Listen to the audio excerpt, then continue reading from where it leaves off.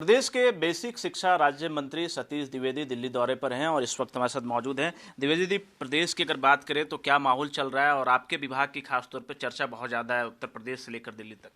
हाँ, स्वाभाविक है हमारे विभाग की चर्चा होगी, क्योंकि जब से उत्तर प्रदेश में भारतीय जनता पार्टी की योगी सरकार ने ऑपरेशन कायाकल्प शुरू किया, तो हमारे 1 लाख से अधिक जो हमारे बेसिक शिक्षा के विद्यालय हैं, आज वो चमक रहे हैं, रंग बिरंगे हैं। चर्चा इसलिए भी है क्योंकि हमने 4.5 साल में 1,21,000 से अधिक शिक्षकों की भर्ती की है। चर्चा इसलिए है कि अभी पिछले महीने असर की रिपोर्ट आई है कि कोरोना काल में उत्तर प्रदेश के सरकारी स्कूलों में सबसे ज़्यादा नामांकन में वृद्धि हुई है। चर्चा इसलिए है क्योंकि 2 महीना पहले जो केंद्र सरकार की रिपोर्ट आई है, तो उत्तर प्रदेश की स्कूली शिक्षा जो 2017 में हमारी सरकार आने से पहले 5वें पायदान पर थी, आज पहले पायदान पर है। तो स्वाभाविक है कि चर्चा होगी हमारे विभाग की। मंत्री जी, 69,000 का भी आंकड़े का चर्चा बहुत ज़्यादा है, ये भी आपने सुना होगा।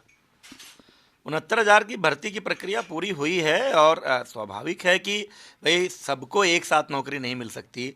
यद्यपि कि मैं आजकल कहता हूं कि हमारे मुख्यमंत्री रोजगार पुरुष हैं, मिशन रोजगार चला रही है उत्तर प्रदेश की सरकार, लगातार भर्तियां हो रही, कोई ऐसा सप्ताह नहीं होगा जिस दिन नियुक्ति पत्र का वितरण ना किया जा रहा हो। तो लगातार ये चीज़ें हो रही हैं। मैं बार बार अभ्यर्थियों से कहता हूं, उत्तर प्रदेश के नौजवानों से कहता हूं कि अब उत्तर प्रदेश में भारतीय जनता पार्टी का दौर है, योगी सरकार है, पूरी ईमानदारी और पारदर्शिता से भर्तियां होंगी। आप पढ़िए, आप अपनी योग्यता क्षमता का प्रदर्शन करिए, बिना किसी भेदभाव के, बिना किसी जाति और धर्म को देखे, बिना कोई जिला देखे। उत्तर प्रदेश के 75 जिलों के और हिंदू, मुसलमान, सिख, ईसाई सभी जातियों के सब प्रतिभाशाली नौजवानों को पूरे पारदर्शी तरीके से उत्तर प्रदेश में बड़ी संख्या में रोजगार मिल रहा है। रोजगार मिल रहा है, भर्ती भी हो रहा है, तो धरना प्रदर्शन क्यों हो रहा है? आपके घर का घेराव हो रहा है, आप तक लोग पहुंचना चाह रहे हैं। ये लोकतंत्र है, लोगों को अपने बात कहने का अधिकार है। मैं मंत्री हूँ स्वाभाविक है विभाग का, तो कई बार अपनी बात कहने के लिए लोग मिलते भी हैं, प्रतिनिधि मंडल से भी मिलता हूँ, धरना करते हैं, प्रदर्शन करते हैं।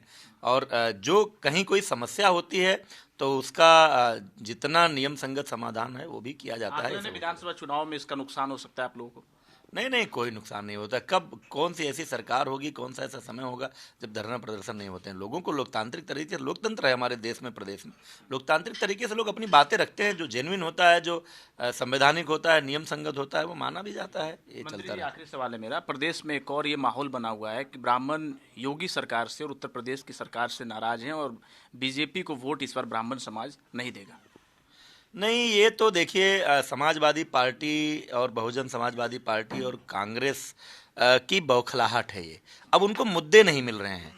वो सड़क, बिजली, कानून व्यवस्था, गरीब बेटियों की शादी, स्वयं सहायता समूह, हर गांव हर घर को बिजली, हर परिवार को इलाज के लिए आयुष्मान भारत की योजना, हर किसान को 6,000 की सम्मान निधि, 4.5 साल में 5 लाख से अधिक नौजवानों को प्रत्यक्ष रूप से नौकरी, कहीं मेट्रो, कहीं एक्सप्रेस वे, तमाम, कहीं हर जिले को मेडिकल कॉलेज, एम्स, फर्टिलाइज़र, ये सब सारी चीज़ें ऐसी उपलब्धियां हैं। तो कहीं राम जन्मभूमि मंदिर की बात, तो कहीं काशी विश्वनाथ के कॉरिडोर की, कि वो मुद्दों पर चुनाव नहीं लड़ सकते।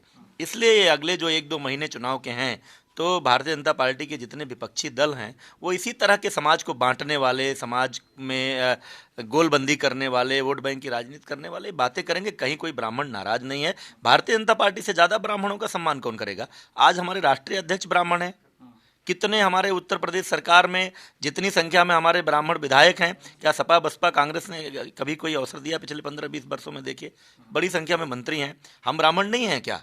क्या हमारा अगर पार्टी ने हमको महत्व दिया, हमको सम्मान दिया, उत्तर प्रदेश के इतने बड़े विभाग का मंत्री बनाया, तो ये क्या एक सामान्य किसान ब्राह्मण परिवार के बेटे का सम्मान नहीं है क्या? ऐसा कुछ नहीं है। ये परसेप्शन बनाने की कोशिश समाजवादी पार्टी, वह समाजवादी पार्टी कर रही है जिसने लोकसभा चुनाव में शायद, मैं किसी एक अपवाद को नहीं जानता, शायद किसी को ये कहकर टिकट नहीं दिया कि जब ब्राह्मण हमको वोट नहीं करता है तो हम टिकट क्यों दें। तो वो लोग किस मुंह से ये बातें कर रहे हैं? आपको लगता है कि ब्राह्मण होने की वजह से आपको मंत्री बनाया गया? नहीं नहीं, मैं ये नहीं कह रहा हूँ, लेकिन जब ये बातें विपक्षी कहते हैं तब मैं कहता हूँ कि अगर कोई ब्राह्मण विरोध होता, सम्मान नहीं होता, तो हम लोगों को सम्मान क्यों मिलता? भारतीय जनता पार्टी जाति की राजनीति करती नहीं है।